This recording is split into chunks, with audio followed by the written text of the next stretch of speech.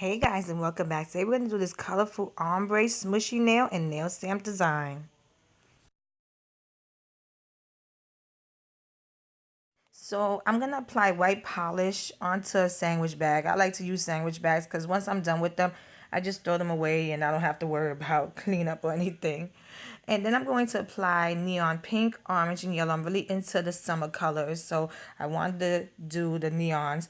I did a video like this a few weeks ago, and I seen you guys liked it. You liked the way I showed you a different way to do an ombre, so I wanted to show you a fun, bright neon one. Like I said, you can use it with any color combos. And as you can see, I did 2 coats because I wanted it to be dark and opaque. Take your time doing this. Let the polish dry a little bit before you pick it up with your clear jelly stamper. If not, the colors are going to kind of mess up. So give it a few seconds to dry a little bit and then pick it up.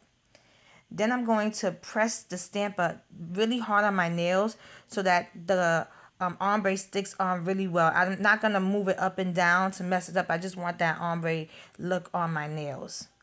Then as you can see, I'm using my CiCi Sisi 04 nail plate and I'm applying black polish onto this palm leaves design. I thought the palm leaf just worked so good. It was perfect for the design I was doing with the ombre. Perfect summertime nail look. And once I was done, I removed the liquid latex. I cleaned around my nails and I applied a quick dry top coat.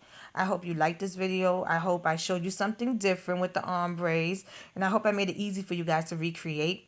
Here's the finished look. If you like this video, please give it a thumbs up and subscribe to my channel to get updates when I upload new videos. And check out my Instagram at Funwithmynails to see more of my nail art. Thanks so much for watching. See you next time.